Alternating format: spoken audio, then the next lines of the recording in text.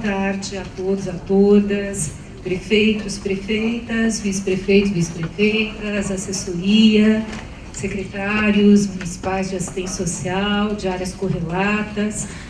É um enorme prazer que o MDS, junto com o governo federal, possa ter essa oportunidade de mais proximamente estar discutindo as políticas públicas na sua integralidade. Na verdade, nós vamos falar aqui de uma política, que é a da assistência social, que compõe todo o eixo de políticas de desenvolvimento social, mas que, ultimamente, no nosso país, estão absolutamente aliadas com o desenvolvimento econômico e com o desenvolvimento ambiental sustentável.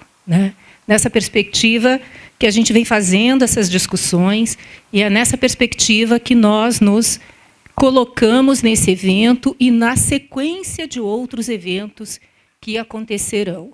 Vocês têm a marcha de prefeitos, uma série de estados estão promovendo o encontro com prefeitos municipais, com secretários municipais de assistência no conjunto do estado. Nós temos aí várias já eventos programados. Fomos a semana passada ao Sergipe, estamos indo essa semana no Amazonas, vamos ao Mato Grosso do Sul, ao Paraná, ao Rio de Janeiro, Santa Catarina, Ceará, Goiás, que eu me lembro, são esses estados que já relacionaram os seus encontros, e nós vamos ter oportunidade de falar mais, com uma maior proximidade da realidade local e regional de cada um de vocês. Por que é fundamental podermos estar falando sobre a política de assistência social numa sala do Plano Brasil Sem Miséria, no eixo de desenvolvimento social?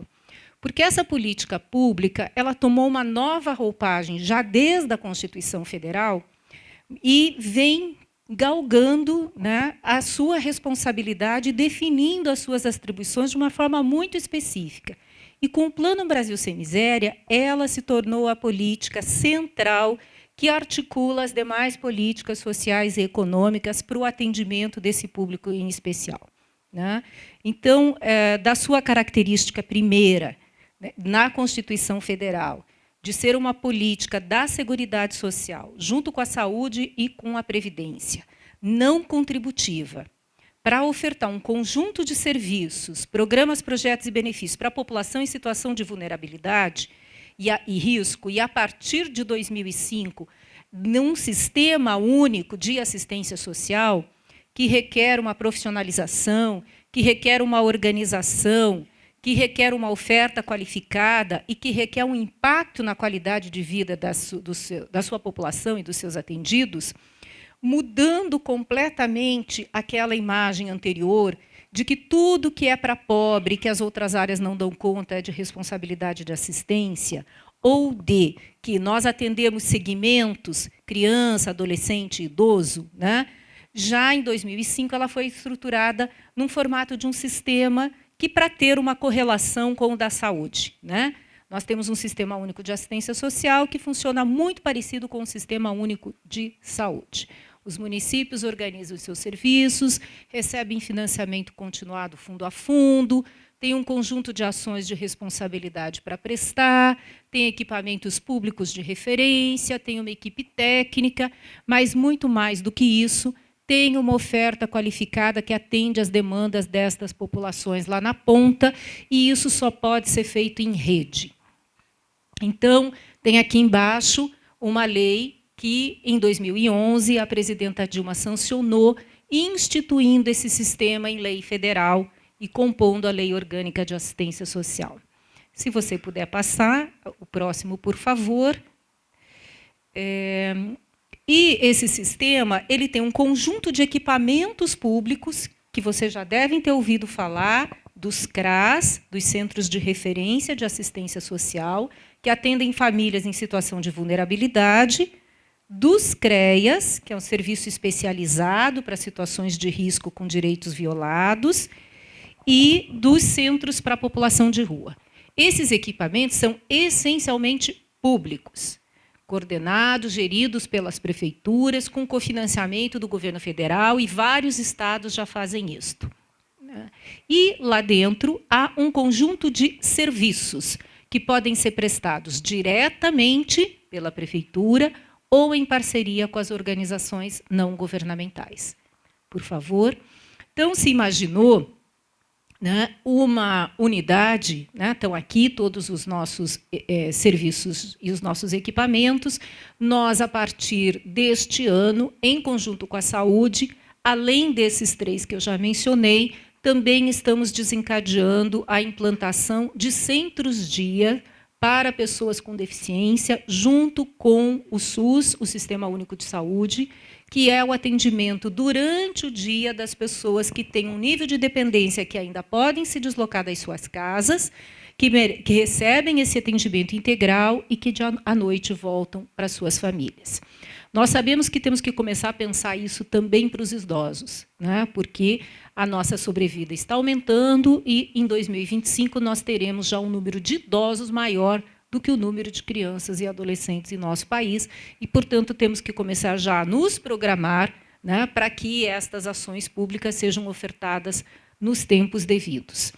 E nós temos também unidades de acolhimento para aquelas crianças, adolescentes, mulheres em situação de violência, idosos que têm o vínculo familiar rompido e têm uma determinação judicial de internação, né, pelo Poder Judiciário. Nós temos que começar, vocês vão ouvir muito isso, quem já foi prefeito sabe, né, de que o juiz e o promotor chamam e dizem que precisa de uma casa de acolhimento, de uma casa de apoio, dá um prazo para implantar. Então, nós também estamos mapeando todas estas casas existentes no país inteiro e aumentando e fazendo um reordenamento adequado com essas exigências, junto com o Conselho Nacional de Justiça, Conselho Nacional do Ministério Público, a fim de que vocês possam responder também prontamente a essas demandas com o apoio do governo federal nesse sentido. Por favor. Gente, no miolinho tem umas cadeiras, não precisam ficar em pé, a gente pode também providenciar mais algumas aqui na frente. Né? Então, nesse centro de referência de assistência social, os CRAS, todos os municípios, a legislação federal diz que todos os municípios têm que ter, no mínimo, um. E, a partir do seu porte populacional, ele vai aumentando esses equipamentos públicos. Eles são compostos por um coordenador, um assistente social e um psicólogo, no mínimo, pessoal de nível médio de apoio, e eles fazem o atendimento integral às famílias, né, que estão em situação de risco. Então, a ideia é que nós façamos a identificação do cadastro único de todas as famílias que estariam em vulnerabilidade e que esta equipe faça um planejamento com um plano individualizado de atendimento para cada um, com ações coletivas e com ações individuais nesse atendimento. A importância disso é que nós queremos alterar o quadro de vulnerabilidade, né? Então, um acompanhamento sistemático dos profissionais qualificados nos apontarão, né, todos os problemas enfrentados por aquelas famílias e a necessidade de articulação da rede das outras políticas naquele determinado território. Isso significa, né, que a vulnerabilidade não é mais só desta família.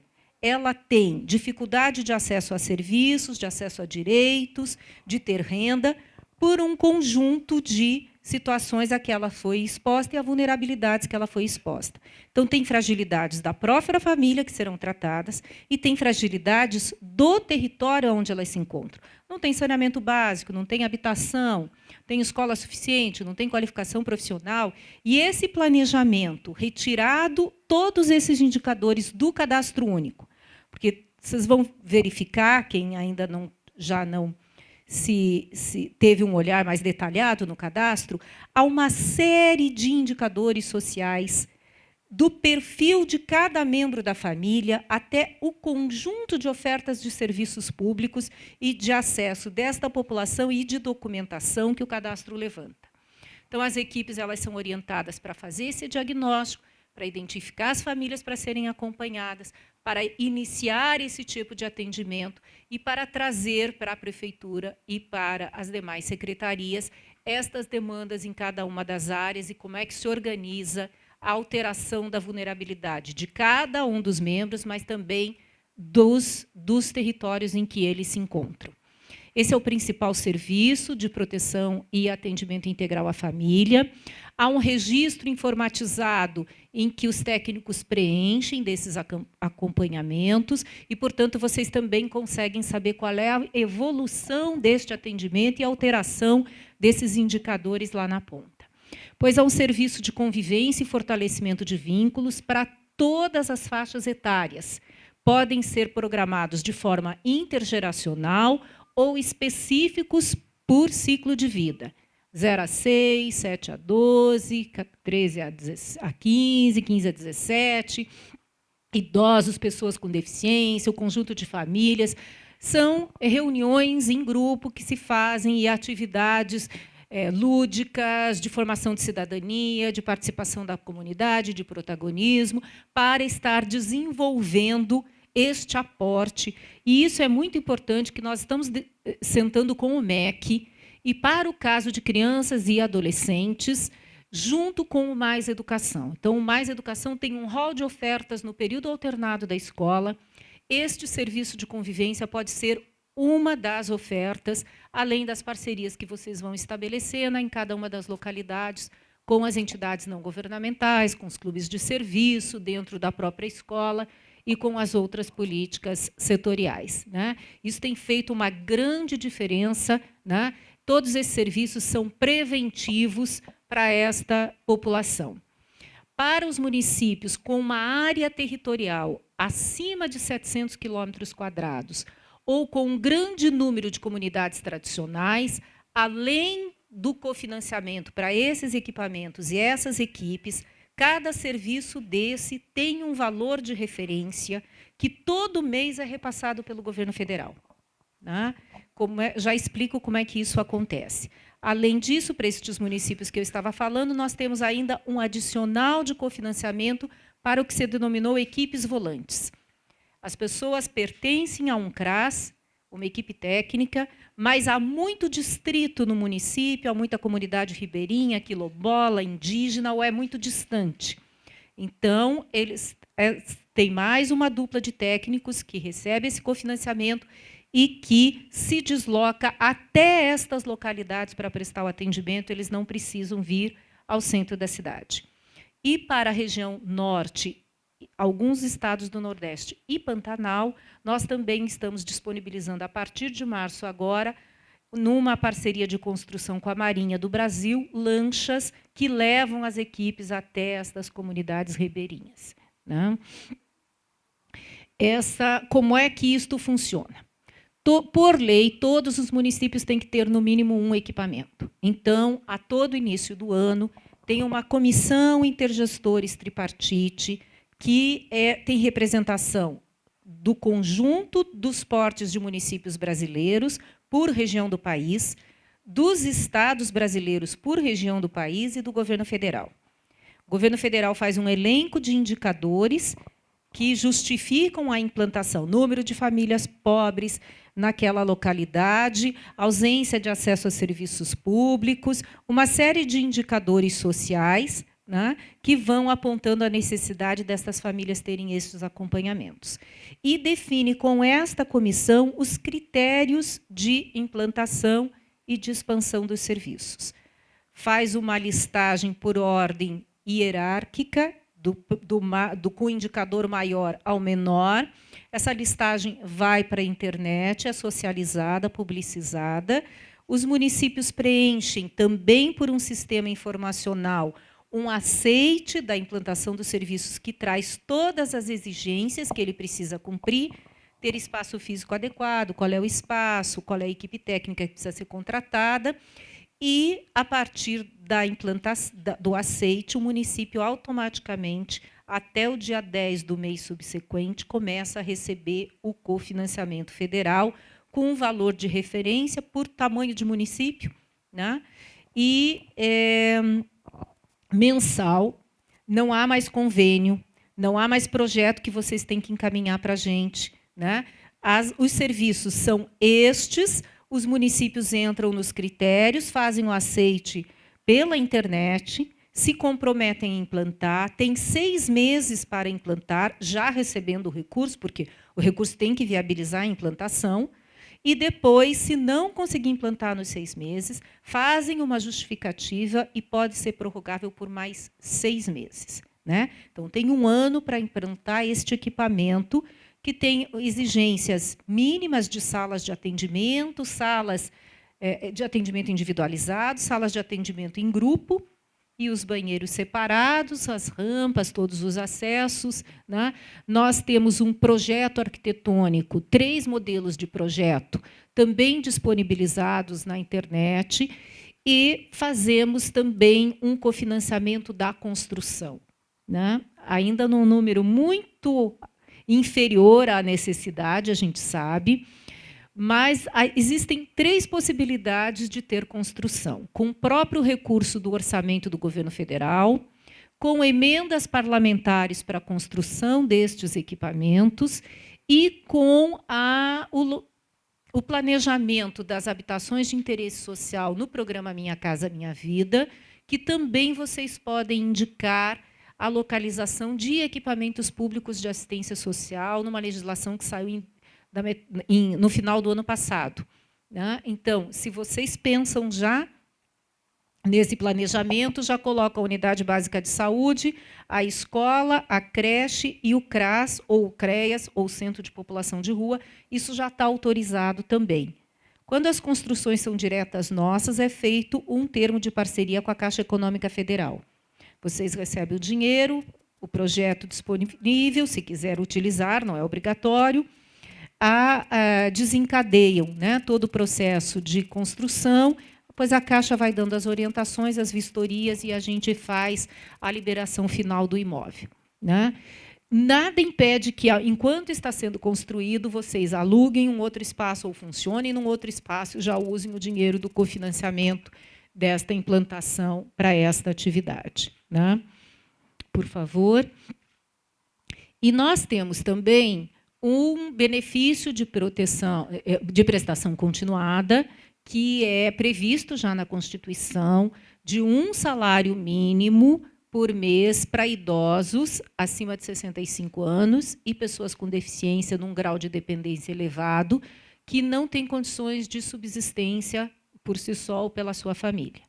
Uma vez recebido o benefício, a equipe do CRAS é que faz a identificação dessas pessoas, faz o encaminhamento para o INSS, que esse benefício é da assistência social, mas é o INSS que opera, né, que faz o cadastramento para recebê-lo e que, a partir de então, faz o pagamento já num cartão próprio.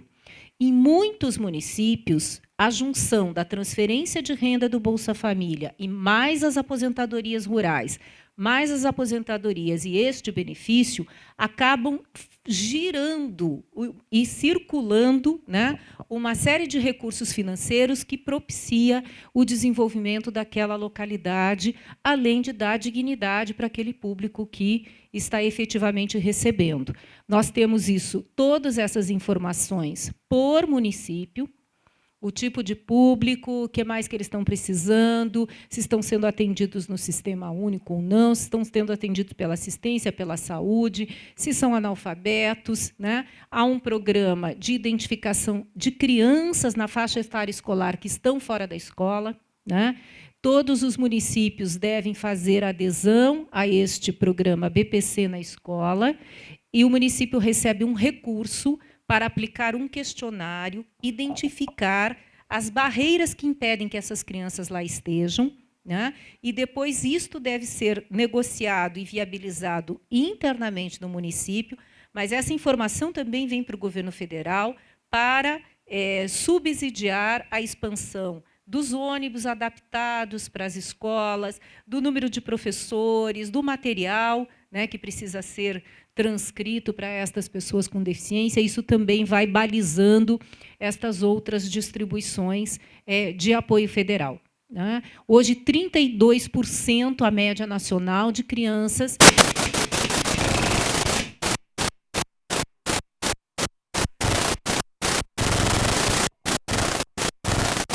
a gente já se assusta com tudo, né? Não, mas por enquanto foi só que ele não se conformou com o fato, né?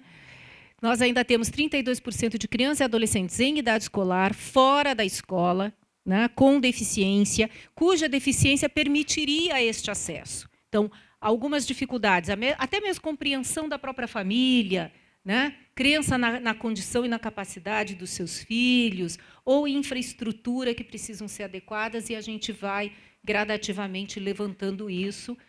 Se vocês puderem verificar se o município de vocês já fez esse aceite, ou se ainda não, está em tempo hábil, e é possível também desencadear essa ação e receber um recurso para essa atividade, né? Também essa possibilidade de identificar pessoas que teriam direito a este benefício e ainda não estão recebendo, a equipe do CRAS faz isso, né? Encaminha para o INSS, e nós vamos passando depois para o município o conjunto de informações de quantas pessoas estão recebendo, isso é repassado com frequência, quais as pessoas, quais as famílias, quais os valores, né? E se precisam de algum outro atendimento ou não. Por favor, se puder passar. E aí nós temos um outro equipamento público com mais um conjunto de serviços, né? Para aquelas famílias em situação de violência, com adolescentes em conflito com a lei, que estão cumprindo medidas socioeducativas em meio aberto ou em liberdade assistida, ou que têm população em situação de rua, em trabalho infantil, e que precisam de equipes de abordagem social. Esse é um equipamento também chamado Centro de Referência Especializado de Assistência Social. Ele é destinado a este público, e a lei obriga que em todo município acima de 20 mil habitantes tenha pelo menos um, né? Os municípios abaixo, nós estamos conversando internamente para ter uma proposta de um equipamento regional que atenda por comarca. Então, um conjunto de 2, 3, no máximo 5 municípios, porque é o Poder Judiciário, com o acompanhamento do Ministério Público, que vão fazer esses encaminhamentos como medidas de proteção para os idosos, para as pessoas com deficiência, para a criança e adolescente, e para essas famílias que estão sofrendo violência, né? Isso tudo, como é um sistema único, evidentemente que nós respeitamos as peculiaridades locais. Então, se é um município abaixo de 20 mil, mas justifica uma demanda, porque tem trocamento, né? Porque tem alguma questão que potencializou, né, aqueles adolescentes no conflito com a lei, ou porque tem um grande número destes públicos, é absolutamente viável que o município apresente a sua justificativa e ele possa também receber um cofinanciamento para estas condições. E muitos outros municípios implantaram os seus, né? E aí nós também estamos nos mobilizando para todo o equipamento público de assistência que o município possua, haver uma correspondência de cofinanciamento do custo total dele, de no mínimo 30% pelo governo federal, porque a gente sabe da dificuldade, né, dos municípios assumirem todas as prestações de políticas públicas diretamente lá na ponta, além do assessoramento técnico e do cofinanciamento, assessoramento técnico federal, do cofinanciamento e assessoramento também dos estados. Então, para todos os municípios, no mínimo um CRAS, existem 121 municípios brasileiros que ainda não fizeram essa adesão. Se for o caso de alguns de vocês, estamos absolutamente à disposição para vermos a possibilidade de implantação que é necessária. Para todos acima de 20 mil habitantes, já temos, no mínimo, um CREAS, com expansões programadas para todos os anos e com a possibilidade de ter em município menor, de acordo com a realidade, ou de ter naquela determinada comarca. E é este atendimento que eles fazem, né? Tem uma situação em especial que nós vamos procurar um conjunto de municípios que tem 75% dos casos de trabalho infantil.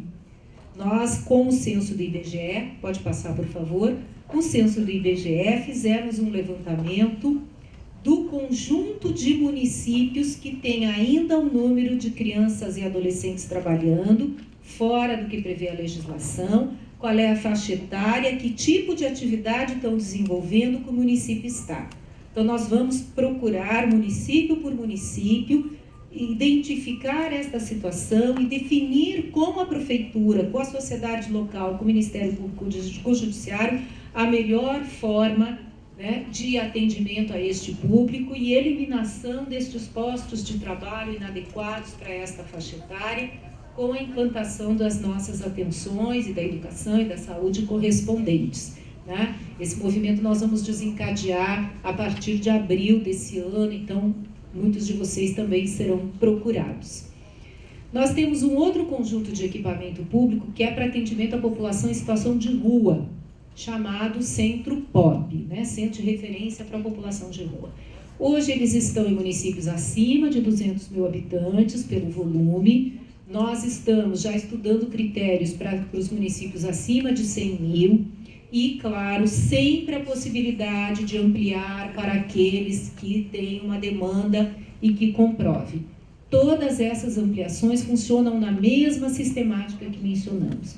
Elege um elenco de critérios, vai para a comissão intergestores tripartite, que todos vocês têm representantes de municípios e estados, abre-se o aceite num sistema informacional e, a partir de fazê-lo, vocês recebem automaticamente o repasse do recurso. Então, é fundo a fundo, não tem mais convênio, não precisa vir defender projeto ou programa, só aquelas demandas que a gente ainda não tem atendimento e vocês acham importantes, é que, né, vale uma mobilização dos municípios para nós estarmos passando a assimilá-los. Tá? E também a possibilidade de emendas, das emendas parlamentares para a construção e para o financiamento de material de consumo, e a possibilidade das construções, para quem chegou agora, nós as fechamos com o Ministério das Cidades,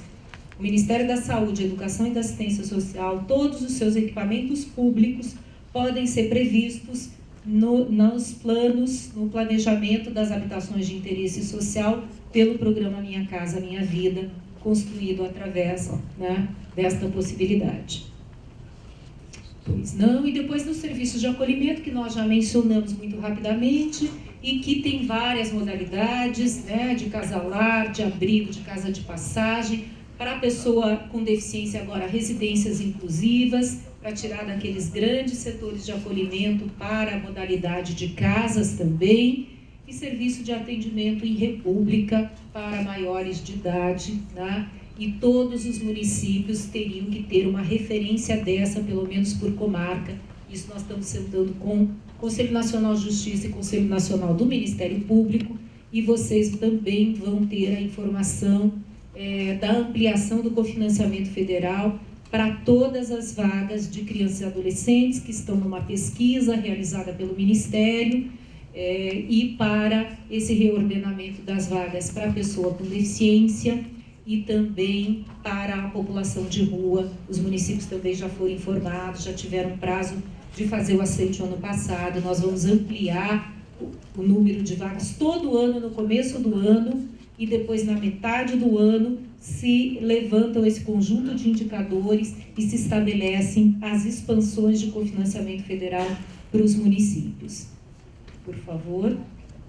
No Plano Brasil Sem Miséria, esse conjunto de serviços, pode passar o outro, ele foi totalmente incorporado. Então, todas as ações, todos os serviços da política de assistência social estão contemplados no Plano Brasil Sem Miséria. Portanto, nós não estamos sofrendo contingenciamento, muito pelo contrário, nós estamos recebendo ampliação de recursos, né? Nós hoje, no orçamento deste ano, vamos ter perto de 4 bilhões de reais para cofinanciamento de serviços e 29 bilhões de reais para cofinanciamento do benefício de prestação continuada, mais 19 bilhões de reais para o programa Bolsa Família. Tá? Então, este é um conjunto de ações em que a transferência é o primeiro passo para a abordagem desse público, mas necessariamente a gente tem que vir com uma rede de atendimento para mudar, né, as condições e a realidade de vida desta população. Então, nós estamos percebendo que, para além das necessidades físicas, biológicas da FOB, nós temos um conjunto de outras ofertas que o município, né, é responsável por prestar, mas que deve necessariamente ter o apoio dos estados e do governo federal e que, portanto, nós estamos nos dispondo a pensar com vocês esse planejamento local, né, de acesso a políticas públicas e serviços também na área de saúde, educação, saneamento, para que esses encaminhamentos respondam, né, às demandas desta população e, portanto, mude a condição de vulnerabilidade em que ele se encontra. Tá? Além de uma série de outras que daí são próprias de negligência, de maus tratos, de abandono, né? Do uso e abuso de álcool e outras drogas, de desemprego, de violência, que a gente também tem um serviço para atender estas famílias, mas tem que prestá-lo em rede e de forma integral. Por favor. Então, o que cabe à política de assistência social no Plano Brasil Sem Miséria?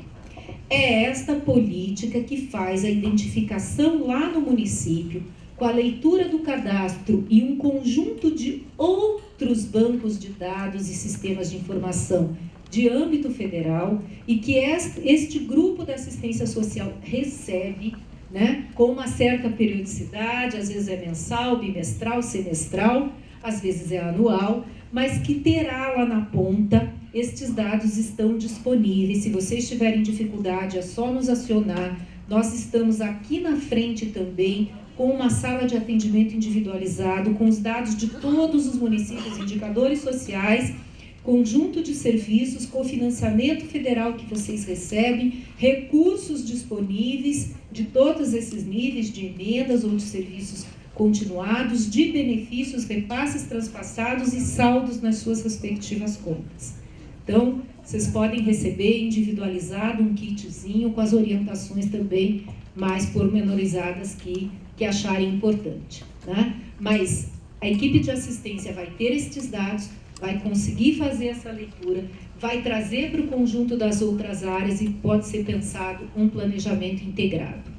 Além disso, ela indica as demandas por cada um dos serviços, né, de saúde, de educação, da própria assistência social, elenca daquele público as famílias prioritárias para serem atendidas nos CRAS, nos CREAS, né, começa esse atendimento e faz um planejamento desta atenção para alteração das suas perspectivas e das suas possibilidades de vida, né? É também quem faz o encaminhamento para estas outras áreas e dá o indicativo para o governo federal da necessidade de ampliação, de apoio, de cofinanciamento para as áreas respectivas lá na ponta, né? Normalmente isso aqui funciona, nós temos uma comissão nacional em que o Ministério de Desenvolvimento Social e a Política de Assistência são os coordenadores, com a participação de vários outros ministérios.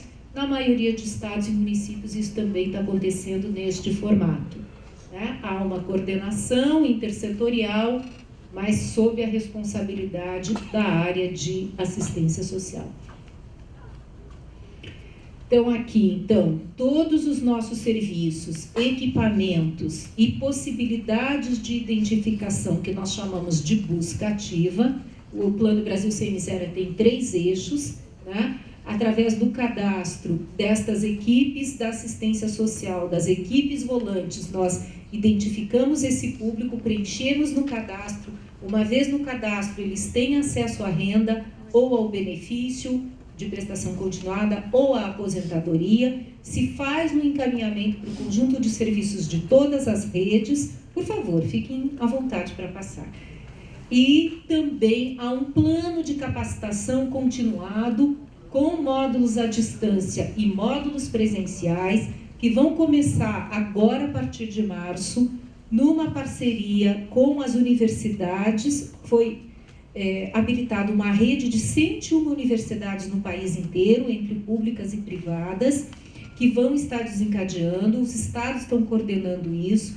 mas essas universidades também têm que dar depois a assessoria direta para os municípios, e essa rede de preparação nós estamos também fechando com este conjunto. Apenas 2 estados não têm universidade ainda cadastrada, que é o Amapá e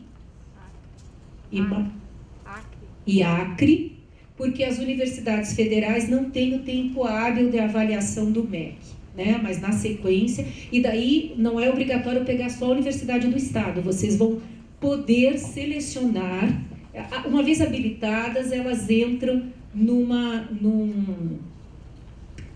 seleção exclusiva. Então, uma modalidade própria, né? Porque o problema da gente selecionar a entidade e fazer também né, por menor preço, a licitação complica. Então, estas são universidades habilitadas, a licitação pode ser exclusiva com a participação delas, vocês podem pegar do país inteiro que acharem mais adequado, né?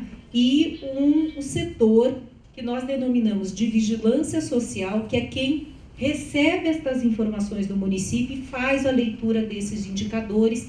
Nós também temos aqui uma equipe para orientar como é que vocês podem criar ou trabalhar com esses dados e essas informações, e também haverá um módulo próprio para trabalhar com o conjunto de banco de dados, de todos os bancos de dados federais, né, para que vocês tenham o acompanhamento, inclusive, da evolução da própria gestão de vocês, né, e dos impactos positivos que vem causando lá no município. E depois um conjunto de serviços que eu já disse, todo o início do ano e metade do ano, nós fazemos essas respectivas expansões. Tá? As expansões, a gente já mencionou, todas as que existem. Tem um programa, né, que chama Acessuas Trabalho, que ele é muito vinculado ao Pronatec, que é todo o programa de capacitação do governo federal através das escolas técnicas e do Sistema S. O conjunto de municípios acima de 100 mil habitantes estará sendo procurado para fazer a habilitação das vagas que serão ofertadas, e a equipe de assistência social faz a identificação do público vulnerável, a pré-inscrição deles no CRAS, o encaminhamento para essas vagas de qualificação profissional e o acompanhamento dessas famílias, nos repassando todas as dificuldades que eles estão tendo para ter um êxito nesses cursos e o que precisa ser melhorado de metodologia, de carga horária. O governo federal paga o curso, paga o transporte e paga a alimentação para este público. Por favor. E nós temos, né, então, além do recurso que vocês recebem todo mês para o cofinanciamento dos serviços, também um índice de apoio à gestão descentralizada. Então, anualmente, vocês preenchem uma série de sistemas de informação hoje, né? A equipe está, com certeza, né, balançando a cabeça.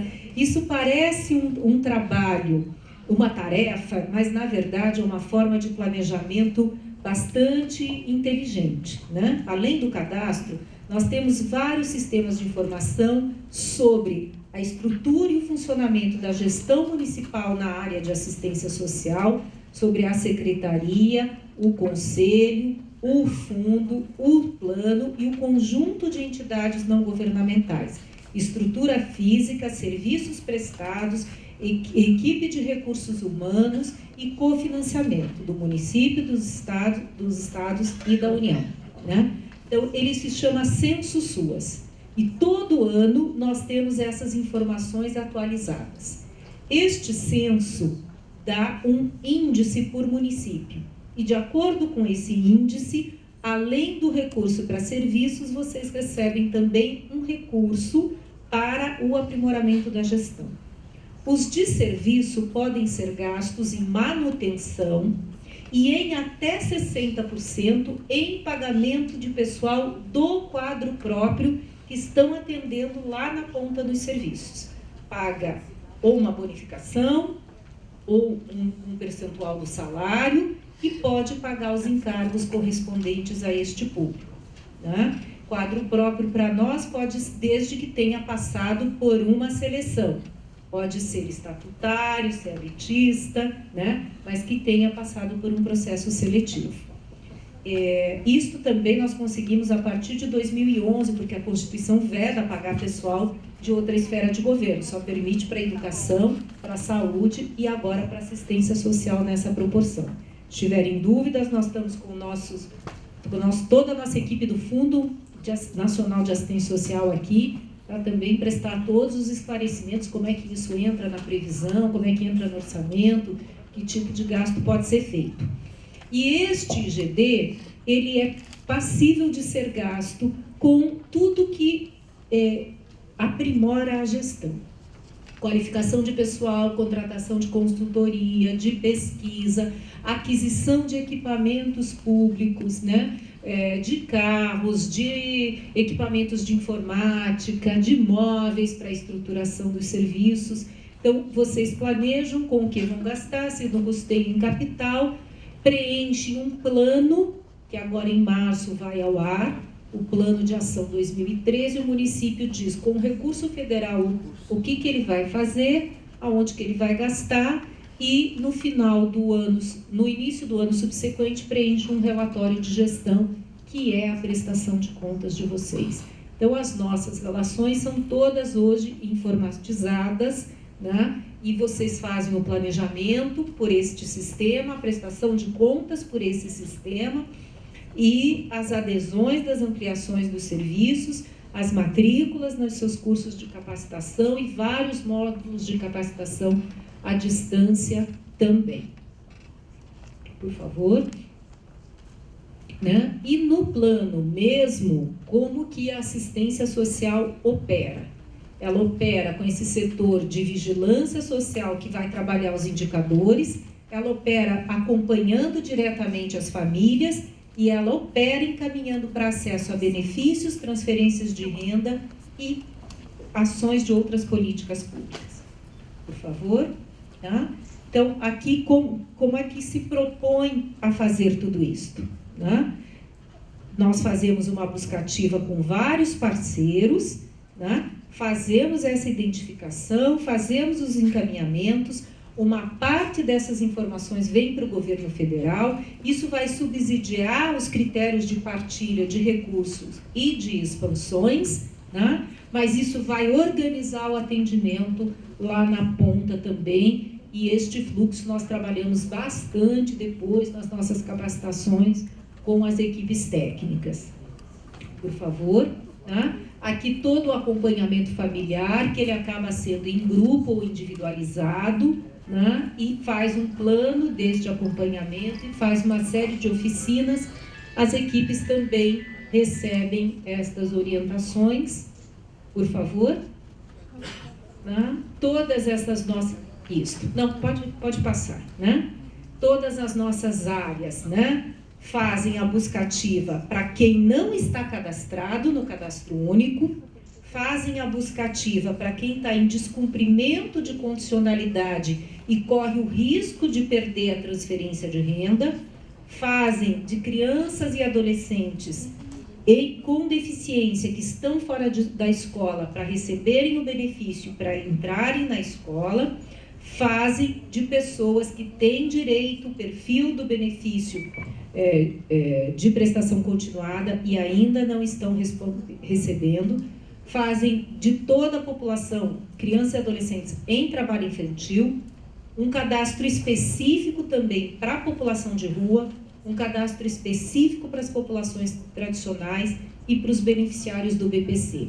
Esses últimos que estão escritos aqui, outras situações, automaticamente, uma vez inserido no cadastro, a família passa a receber o programa Bolsa da Família e a transferência de renda, né? Porque as condições de risco a que elas estão expostas justificam, né, esta priorização no seu recebimento. Então, tem campos específicos no formulário que, ao serem preenchidos, automaticamente o sistema gera a entrada no programa Bolsa Família aqui. Por isso é importante também a equipe da Secretaria de Renda e Cidadania e do Cadastro Único está aqui para dizer qual é a situação de cadastramento de cada município. se está com o cadastro atualizado, se tem margem para entrar mais gente para receber a transferência de renda, né? Se tem saldo nas suas contas, tudo isso vocês também podem levantar. Tá? Depois de feito essa inserção, nós então fazemos o encaminhamento para os equipamentos públicos que já mencionamos, CRAS, CREA, Centros de População de Rua, o conjunto de serviços da assistência e o conjunto de serviços das outras áreas, habitação, saúde, trabalho e educação, no mínimo. Né? A situação do trabalho infantil, que eu já mencionei, né? Que também é atendido por esta rede, uma vez identificada a situação do trabalho infantil, a família é acompanhada no CRAS, a criança e o adolescente são pelos serviços de convivência, nós acessamos as outras, a equipe do CRES tem que fazer a identificação, nós acessamos as outras políticas, né? Também tem toda uma dinâmica, mas o importante mesmo, por favor, se você puder passar, da população de rua, também todo um processo de construção da saída desta população de rua, né, das suas condições. Então, equipes de abordagem que vão até esse local, que trazem para esses atendimentos durante o dia, depois ou são encaminhados para a unidade de acolhimento se necessário, articulam com as outras áreas, providenciam documentação, né? O do programa do Acessuas Trabalho, a gente também já mencionou como é que é para conseguir, né, o encaminhamento para as vagas do Pronatec. A gente faz a articulação, a identificação, a mobilização, o encaminhamento e o monitoramento da trajetória durante o curso para que não tenha desistência, para que eles tenham condições de acompanhar e que depois possam ser inseridos no mercado de trabalho. Mas não é a área da assistência social que faz a qualificação e não é a área da assistência social que faz a inserção no mercado de trabalho. Isto é a política de trabalho, emprego e renda. Nós só articulamos e encaminhamos e acompanhamos. Né? Isso aqui também já está detalhado, pode passar para o outro. E uma coisa extremamente importante, né, é que hoje nós já temos 7.446 CRAS em 5.460 municípios. Esse ano foram implantados mais 5 municípios, então nós temos no país 5.570 municípios, né? E, portanto, a gente tem aí 110 municípios que ainda não possuem CRAS. Né? Tem o direito de tê-lo, no momento em que fizer a adesão, começa a receber automaticamente o financiamento. Tem 1.205 equipes volantes em 1.038 municípios, também tem uma margem de expansão aqui, 101 municípios que já vão receber as lanchas este ano e 216 novas construções de CRAS que foram cofinanciadas com o orçamento do ano passado. Tá? Nós temos muitas vagas ainda para municípios, para o Pronatec, para a qualificação profissional. Vocês vão ser procurados agora, a partir de fevereiro e março, para fazer adesão a essas vagas. Também é importante ter a informação do que cada município pode ter. Né? Na proteção especial, nós temos 2.216 CREAs em 2.303 municípios. Todos os acima de 20 mil habitantes já possuem, e vários abaixo também deste público, com aquela possibilidade de ter o serviço por comarca que a gente mencionou. 153 centros de população de rua em 117 municípios. Ainda há possibilidade de expansão para todos acima de 200 mil, e depois a gente quer ir rebaixando acima de 100 mil, e todos os demais que tiverem necessidades. Fizemos também, temos hoje já vagas para acolhimento de população de rua no montante de 19.500, nós vamos chegar a 30 mil, então tem uma boa expansão aqui para fazer. 228 CREAs em construção com o recurso do orçamento do ano passado e 25 centros de população de rua. Por favor. Né? O que é preciso, então, que o município faça para que ele tenha uma gestão, né, adequada da assistência social, do Sistema Único de Assistência Social e, portanto, cumpra com as suas atribuições no Plano Brasil Sem Miséria? O primeiro deles é fortalecer uma Secretaria de Assistência Social, o fundo e o conselho. Por quê? Hoje uma secretaria ela tem que ser profissionalizada, porque ela tem que trabalhar com esses indicadores, porque ela tem que fazer o seu planejamento, porque ela tem que prestar esse atendimento lá na ponta. Não pode ser algo mais de voluntariado, não pode ser algo de benesse, né? Não pode ser algo desprofissionalizado. Este fundo, o prefeito é o coordenador de despesas. Então também, né, como vocês são em todas as outras áreas, sabem da responsabilidade de estar, né, gerenciando este recurso, e vocês recebem hoje automaticamente recurso do Fundo Nacional para o Fundo Municipal, e muitos estados já fazem dos fundos estaduais para os fundos municipais, né? Todo mês, então é um volume razoável de recurso, sistema de informação que tem que preencher, também precisa de alguém, né, que tenha um conhecimento na área, e que muitos municípios menores têm só a figura do contador, né? Então haverá de ser uma pessoa que entenda desta nova lógica, porque o que a gente recebe de solicitação, de orientação, são de contadores que ainda pensam na estrutura anterior que a política de assistência social tinha, né? Para alguns municípios que vão estar recebendo recursos adicionais a partir de então, inclusive abertura de rubricas e tudo, que é importante que tudo esteja adequado, né? Também é a Secretaria de Assistência Social que estrutura o cadastro único, que faz o preenchimento, que faz as revisões cadastrais e que gere todo o programa Bolsa Família no município, tá? Então, aqui sempre tem uma indicação de uma pessoa com um CPF, porque vai mexer com todos esses dados, mas ela é dentro da Secretaria de Assistência Social, coordenada pelo seu gestor, né? Este setor que nós chamamos de vigilância social e que faz a recepção dos dados, a leitura, interpretação e planejamento, né?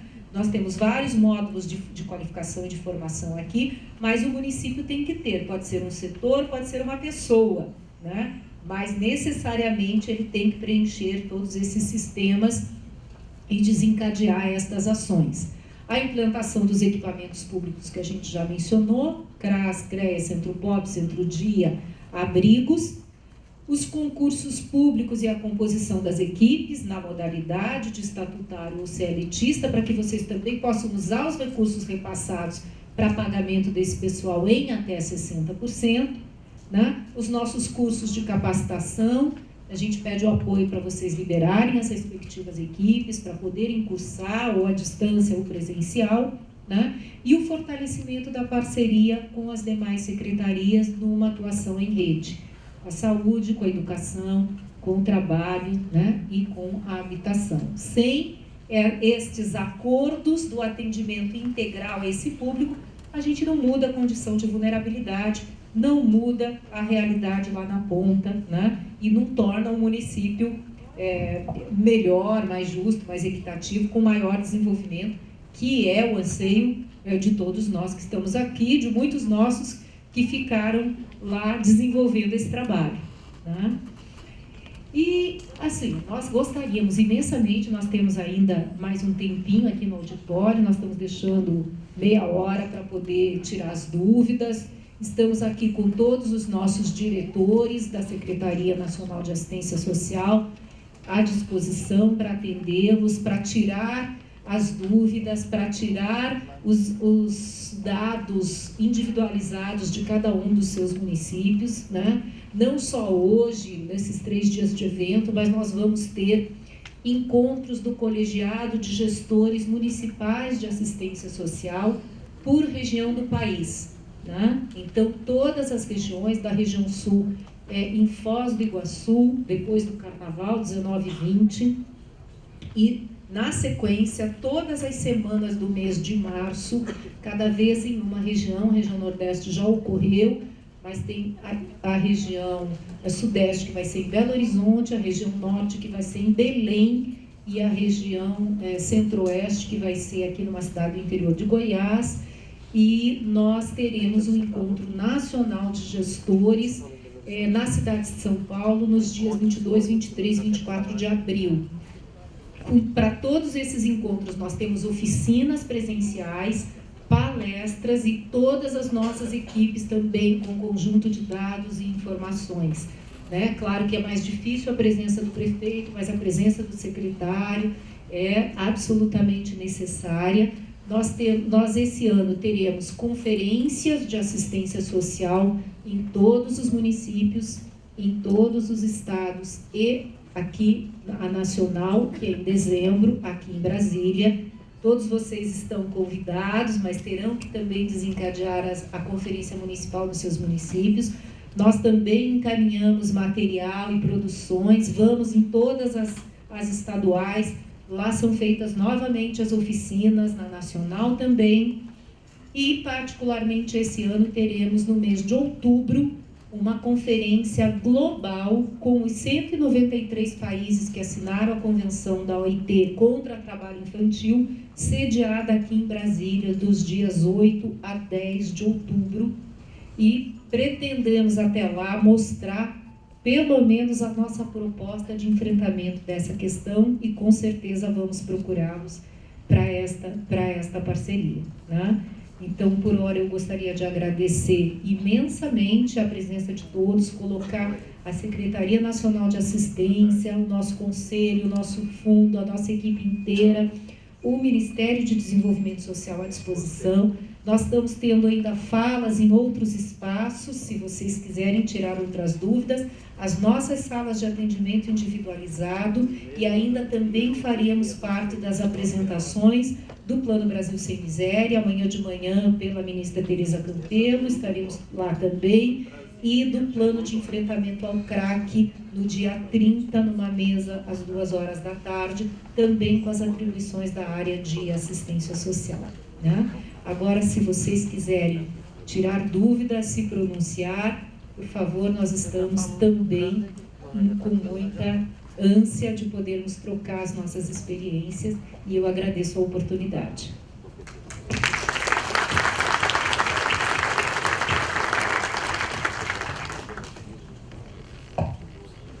Dois. Aqui tem um só. Tem mais um microfone por aí? Ah, tá aqui embaixo.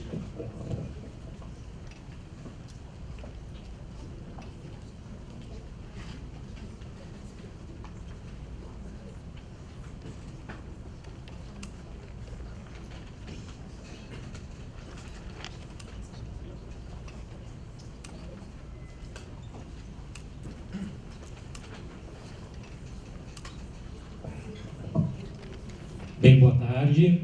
Sou o Clídio Rodrigues, secretário de Assistência Social do município de Maruí, em Santa Catarina, e gostaria de, inicialmente, saudar ao pessoal do Ministério do Desenvolvimento pela política que vem exercendo aí no último período. Sem isso, os municípios brasileiros estariam num patamar de puro assistencialismo, e a gente vem percebendo aí a crescente demanda na área de transformar a assistência social em política pública de fato. E preocupa-nos, principalmente na região catarinense, e esse é o motivo da pergunta, que a gente gostaria de deixar aqui no MDS, que é por que até então não foi realizado nenhum tipo de organização em relação a transformar a questão da assistência social em fundos como existem na educação, né? Em relação à porcentagem de quanto que o município precisa aplicar. Esse é um passo importantíssimo para a Secretaria de Assistência Social, que hoje, né, a senhora muito bem falou, demanda de equipe profissional. Os municípios estão afogados em relação a isso.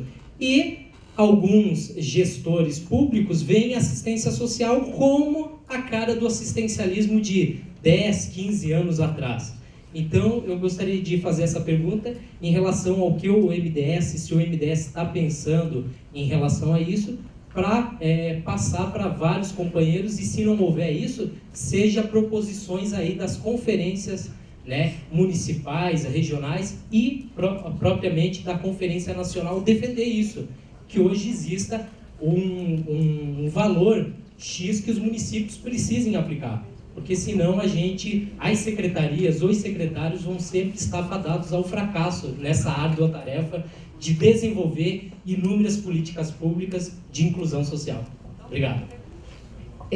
Essa literalmente é uma questão de fundo, né? Uma questão de fundo em relação ao seu conteúdo e de fundo de recursos financeiros. Bom, no início nós começamos a dizer que a assistência social, né, passou desse atendimento pontual por segmento e de tudo que as outras áreas não davam conta para se responsabilizar pelo atendimento à população em situação de vulnerabilidade. Vulnerabilidade por ausência de renda ou por ausência de acesso a outros serviços. E aí foi começando a pensar um conjunto de serviços que pudessem responder com qualidade a esta solicitação. Por isso que nós mencionamos serviço por serviço e um equipamento público que fosse referência e que ele também soubesse. Eu vou me dirigir a um CRASE, lá eu vou ter o atendimento da minha família, dos meus filhos, né, do idoso que está aqui, vamos ter tais ações e tais atividades desenvolvidas conosco.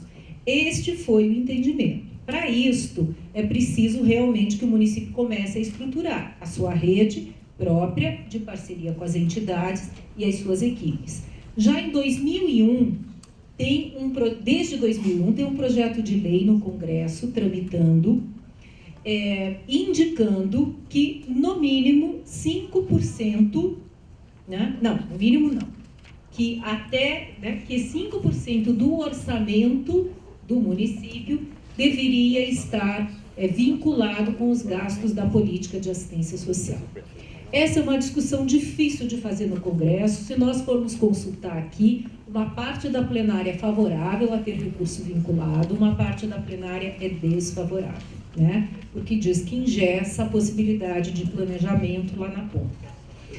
Se o mecanismo não é obrigar a vinculação, o mecanismo deverá ser, então, que nós não conseguimos avançar com essa discussão no Congresso. Ele dizia 5% para estados e municípios e para o governo federal 5% do orçamento da Seguridade Social. Hoje, o governo federal gasta 10,2% do orçamento da Seguridade, né? Então, também já está obsoleto o projeto de lei para o governo federal, né? Aí nós vamos entrar na história da distribuição tributária, de toda a carga, que tem que gastar mais mesmo porque é aqui que está o recurso, né? E vamos chegar na lei de responsabilidade fiscal, que acaba limitando a possibilidade de vocês ampliarem o quadro de recursos humanos. Então, portanto, como é que vão assumir todas estas responsabilidades, né? Bom, diante deste contexto, né, que caminho nós podemos pensar em conjunto? O primeiro deles, né, é que, independentemente de termos um orçamento vinculado ou não, hoje, a oferta dessa política pública, né, e a boa resposta que ela vem dando para esta população, portanto, isso tem aumentado as ações lá na ponta do município, tem exigido que cada uma das prefeituras organize essa sua rede, organize os seus serviços e tenha um quadro de pessoal, né? Por isso que nós pleiteamos a possibilidade de pagamento, inclusive de recursos humanos, em até 60% com esses recursos. Aonde que nós estamos limitados? Nós teríamos que aumentar o custo de referência repassado pelo governo federal para os municípios, e isso a gente já vem conversando internamente no Ministério, né? Temos que envolver os estados para promover o cofinanciamento, que ainda não é a totalidade que faz, né? Vários estados, já 15 estados fazem o repasse para municípios, mas os outros não, dos 26, então ainda temos 11 a conquistar, né? O Distrito Federal daí é diferente, né? Eles fazem a execução direta, e temos uma mobilização a fazer em relação à lei de responsabilidade fiscal, no meu entendimento, para no mínimo 3 políticas públicas, que é aquelas que a legislação federal já autorizou, que se pague com recurso federal o pessoal, que é saúde, educação e assistência, que a lei de responsabilidade fiscal considerou como serviços essenciais, né? E que o público depende deste atendimento direto na ponta. nós teríamos que ter um entendimento diferente, mas hoje não é assim. Então, ao mesmo tempo, nós, MDS, estamos vendo a possibilidade de ampliação do nosso cofinanciamento, já vamos ampliar para os CRAS, o Programa de Atenção Integral à Família, 50% do valor esse ano, 50% do valor no ano que vem. Ampliamos já o cofinanciamento para acolhimento das pessoas em situação de rua, para os centros-dia e para a pessoa com deficiência, para a residência de pessoas com deficiência, para o acolhimento de crianças e adolescentes, começaremos a partir desse ano, né? Além disso, os nossos serviços, já foi corrigido o uso dos serviços dos CREAS, né? Dos centros de população de rua, portanto, temos esta outra demanda a negociar no âmbito federal. Com os estados, o cofinanciamento que eles devem complementar, e aí uma mobilização que é nacional, né? Que nós estamos levando essa discussão da lei de responsabilidade fiscal e do limite de teto para gasto com pessoal, no mínimo nessas áreas, que a essência do trabalho é de recursos humanos, né? Não tem maquinário que faça um atendimento familiar, não tem maquinário, né, que faça a formação integral das crianças na sala de aula, né, que a gente possa ter um trato diferente. Isto é uma discussão iniciada, não é um encaminhamento já dado do governo federal, é uma discussão iniciada por estas áreas que estão diretamente afetadas lá na ponta, né? De qualquer forma, nós temos ainda um projeto de lei tramitando, tá, no Congresso, mas com esses divergências de entendimento. Uns acham que deve ter percentual vinculado, os outros acham que não deve ter percentual vinculado e deve ter um outro tipo de reforma, né?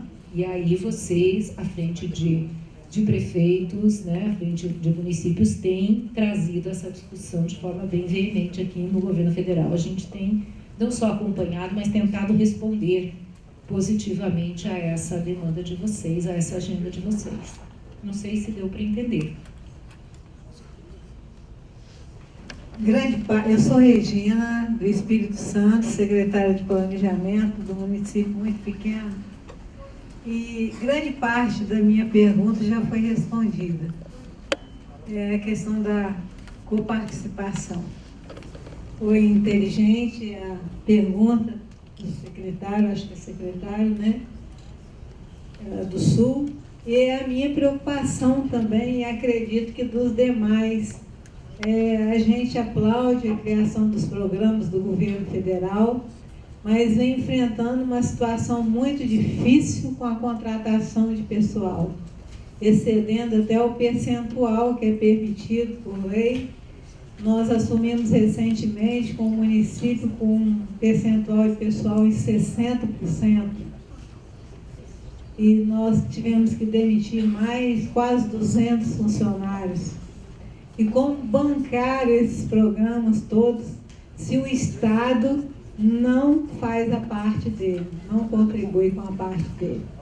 Então, eu fiquei satisfeita de saber que já estão em estudos nesse sentido, mas é uma preocupação, acho que minha e de grande parte dos municípios que estão aqui, bancar esses programas. Criar os programas são ótimos, desenvolver a gente consegue desenvolver, agora bancar está sendo muito difícil.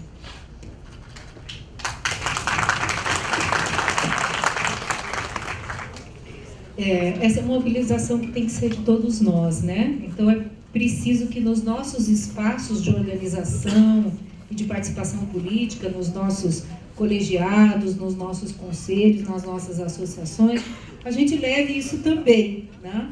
E aqui a gente apontando essa necessidade e até buscando brechas legislativas para poder viabilizá-lo. Uma delas já é a utilização do recurso repassado, mas agora vai ter que aumentar o teto, né? Porque senão também vai bater nesta outra dificuldade. Boa tarde. A secretária da Assistência do município de Pau d'Alho, no interior de Pernambuco. E é muito interessante, queria saudar a todos, Eu acho muito interessante as colocações, porque nós somos um município de 50 mil habitantes e também pegamos um município em crise, com o PET sendo cancelado devido ao não envio de frequência. Sabemos disso há uma semana. Então eu queria saber como vamos poder trabalhar com essa questão, já que somos um município de zona canavieira, de trabalho infantil, de cerâmicas, fábricas de tijolos. Então, há 3 dias, antes de vir para Brasília, recebemos um comunicado do Ministério do Trabalho de terem encontrado crianças em trabalho infantil. Ao mesmo tempo, eu tenho um PET cancelado. Como é que vamos trabalhar com a questão do PET, já que foi falado em enfrentamento ao trabalho infantil? A segunda questão, o NATEC, porque a senhora falou sobre a população de 100 mil habitantes e cidades com 50 mil. Como é que vão entrar nessa questão? Porque somos também a cidade mais próxima do estádio da Copa. Estamos a 15 quilômetros do estádio da Copa de Pernambuco, a cidade que faz fronteira. Então, ao mesmo tempo, temos uma população carente de trabalho, que está se deslocando da cidade para a capital, que é Recife, para se profissionalizar, e temos expectativa de empresas, e o Pronatec é muito interessante para a nossa cidade. E, por fim, seria a questão da Minha Casa Minha Vida, que, devido à irresponsabilidade de gestão anterior, foi bloqueado na cidade. Então, eu queria saber como é que vamos trabalhar também com Minha Casa Minha Vida, se será uma boa parceria da assistência com a Secretaria de Obras ou com a Caixa Econômica. Muito obrigada. Vamos lá, um por um, tá?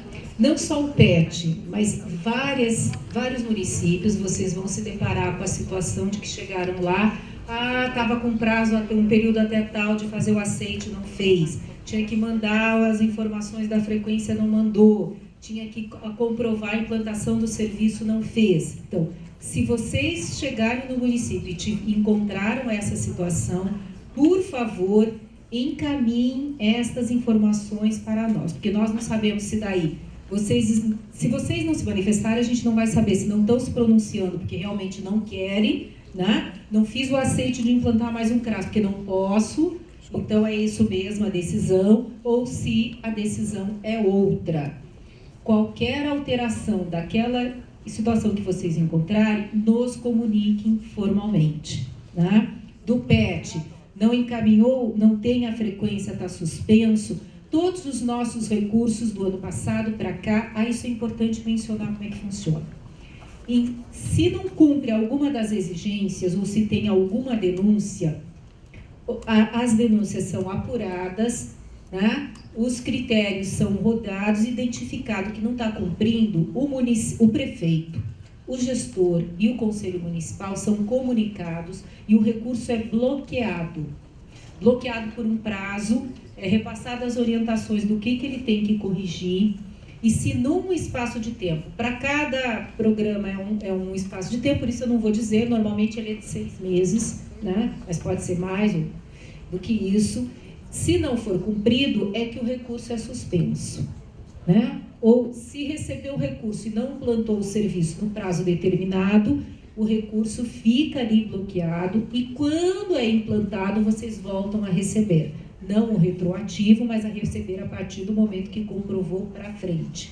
Então, se todos vocês chegarem, né, ou grande parte de vocês chegarem, e tem algum serviço que o recurso está bloqueado, e aqui vocês conseguem saber, se ainda não tem essa informação, consegue saber com a nossa equipe aqui nas ilhas de atendimento, se tem algum recurso bloqueado ou não e para que tipo de atendimento, vocês já apresentam a justificativa e nós analisamos, uma vez que volte a informar a frequência, ou uma vez que comprove, né, a demanda e o funcionamento do serviço, automaticamente volta a receber o recurso. Para outros, é preciso mais esclarecimentos. Então, é importante que vocês nos procurem, porque para cada situação é uma regra, mas a lógica é sempre essa.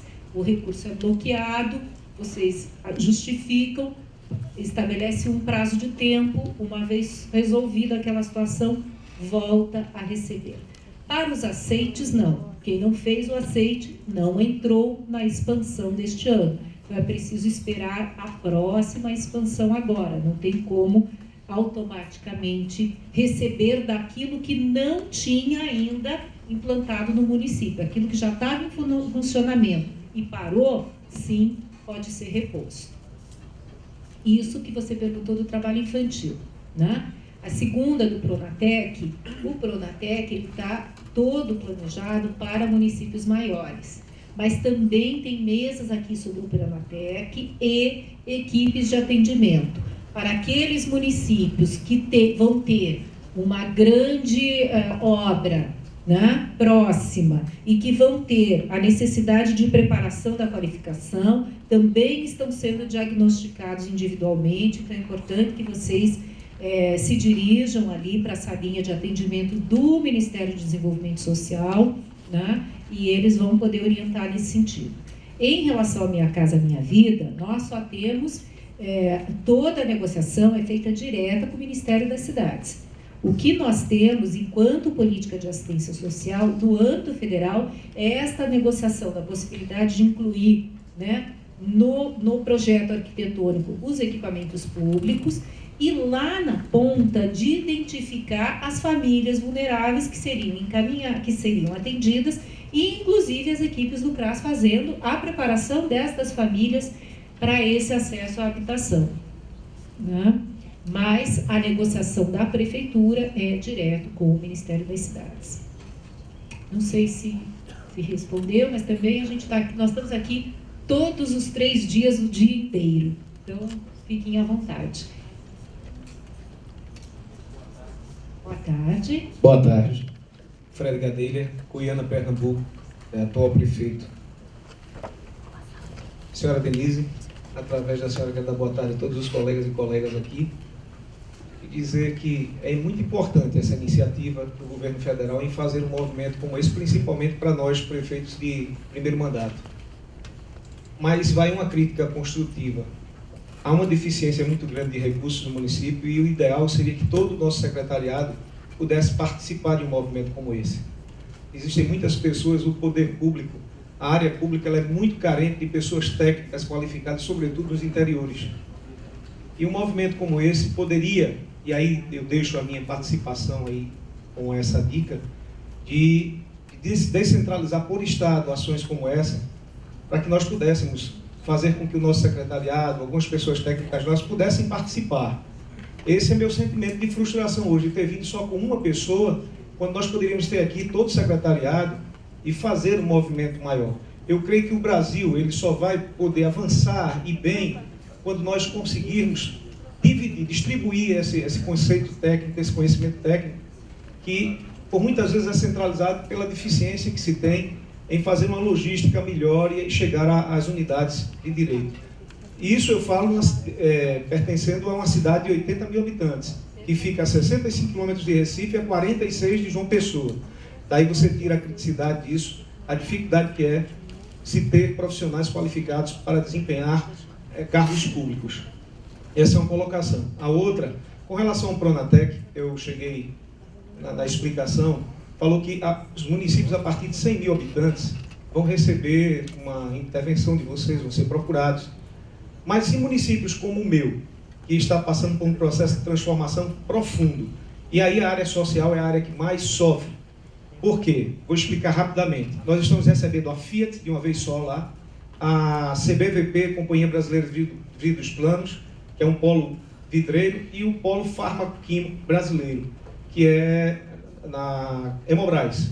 Então tudo isso está causando um impacto muito grande na área social em Goiânia, e quando a gente pensa em planejar estrategicamente, a gente fica muito preocupado, porque o que vai acontecer lá por esses dias, já está acontecendo, é muito maior do que a capacidade que nós temos de nos mobilizar enquanto entes públicos com relação a tudo isso. E aí eu pergunto, existe alguma estratégia nos ministérios para que vocês possam chegar junto de um município como Goiânia, que aponta 75 mil habitantes no censo de 2010, mas que hoje eu estou aqui e recebi a notícia que para a semana nós estaremos recebendo só para o canteiro de obras da Fiat 5 mil profissionais.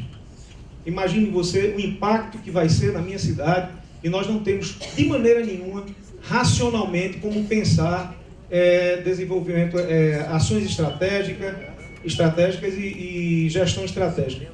num momento como esse?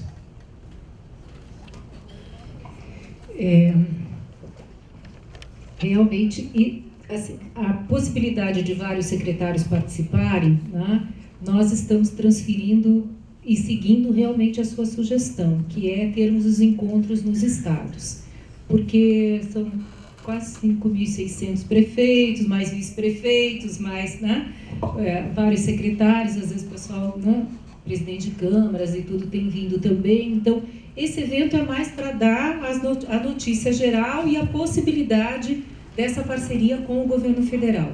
Nós estamos nos programando para que, no mínimo, com os secretários de assistência social e alguns outros estados estão trazendo também os de finanças, saúde e educação junto e tal, nós possamos fazer estes eventos por estados. Não somos nós que vamos organizar, o estado é que organiza e nos chama. E a gente já tem aí, acho que uns 10 ou 12 estados com agenda fechada. Pernambuco, não me lembro de tê-la. Então, estamos absolutamente à disposição, se os municípios acharem importante, né, se organizam, chamam, nós vamos sem nenhum problema. Esta questão do Pronatec, isso está se replicando em vários outros municípios também, né?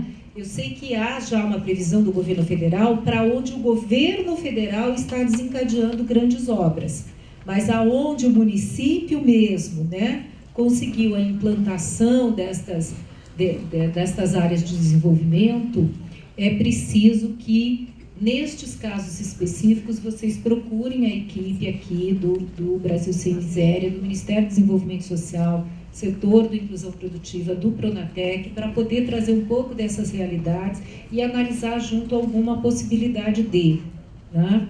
E aí, quando tem o programa, automaticamente esse conjunto de ações que a gente mencionou aqui, de acesso ao trabalho pela política de assistência, ele já está também vinculado.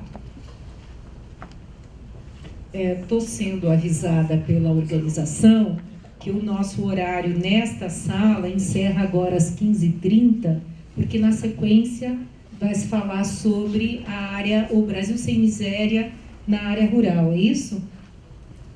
Então, gostaria de saber se tem mais alguém ainda que quisesse se manifestar.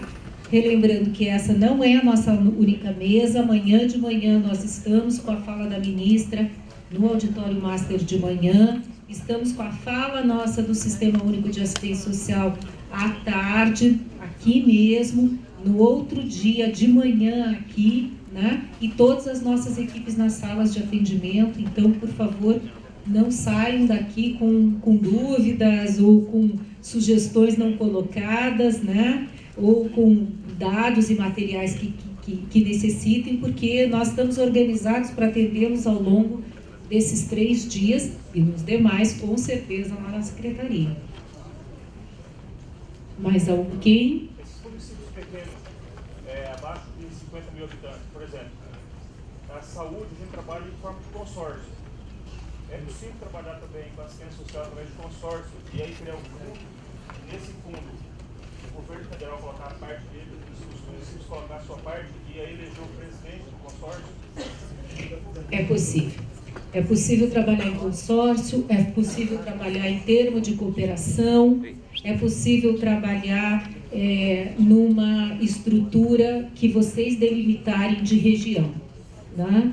Então, para estas ações de maior complexidade, em que é difícil o município ter uma estrutura própria para ele, mas que justifica, né, um agregado de municípios bem próximos, é possível sim, né? E aí nós estamos definindo nestas comissões esses critérios para passar a discutir com o conjunto de municípios menores, né? Mas com 50 mil habitantes, todos estes serviços que foram mencionados, menos o Pronatec, né, da área de assistência, todos eles estão disponíveis para cada um dos municípios, acima de 20 mil habitantes, todos. Os da proteção básica de CRAS para todos os municípios brasileiros.